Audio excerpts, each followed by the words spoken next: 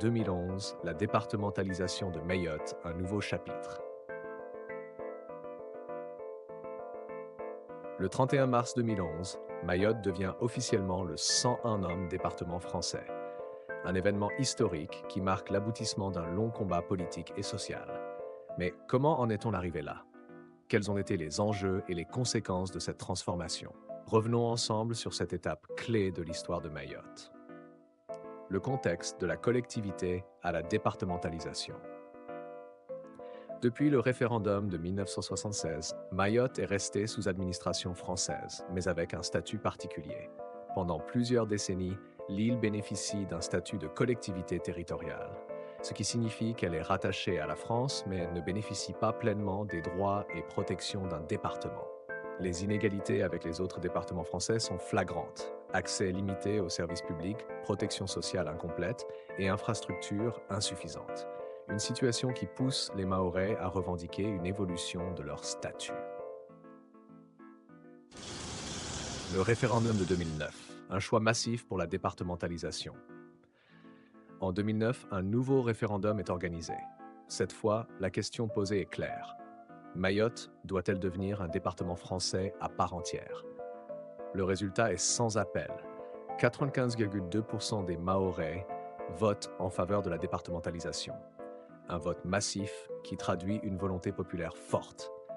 Mais cette décision n'est pas sans conséquences. À l'international, les Comores, qui revendiquent toujours Mayotte comme une de leurs îles, dénoncent ce qu'ils considèrent comme une annexion illégale par la France. Sur le plan local, cette transition signifie aussi des changements économiques et sociaux profonds.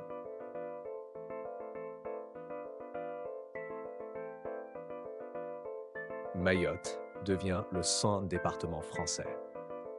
Le 31 mars 2011, la départementalisation devient officielle. Mayotte est désormais un département d'outre-mer, DOM, avec des droits et des devoirs équivalents à ceux des autres départements français. Cette évolution signifie l'application progressive des lois françaises, accès à une meilleure protection sociale, amélioration des infrastructures et renforcement des services publics. Cependant, tout ne change pas du jour au lendemain. La mise en place des réformes est progressive et certaines adaptations sont nécessaires en raison des spécificités locales. Les conséquences et défis de la départementalisation. Si la départementalisation est une avancée, elle s'accompagne aussi de nombreux défis. Meilleure protection sociale avec l'accès au RSA, aux allocations familiales et à une amélioration des services de santé. Hausse du coût de la vie.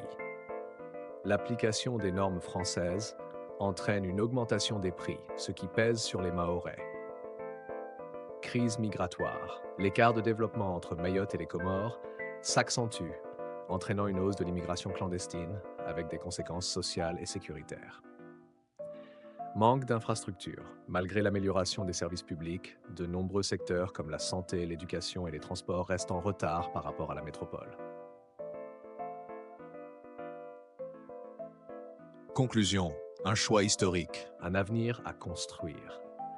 La départementalisation de Mayotte est une étape historique qui a transformé l'île et son avenir. Mais elle pose aussi de nouveaux défis qu'il faut relever. Aujourd'hui, plus de 10 ans après, la question se pose. La départementalisation a-t-elle tenu ses promesses? Quel progrès reste à accomplir? Dites-moi en commentaire ce que vous en pensez et abonnez-vous pour en apprendre plus sur l'histoire de Mayotte.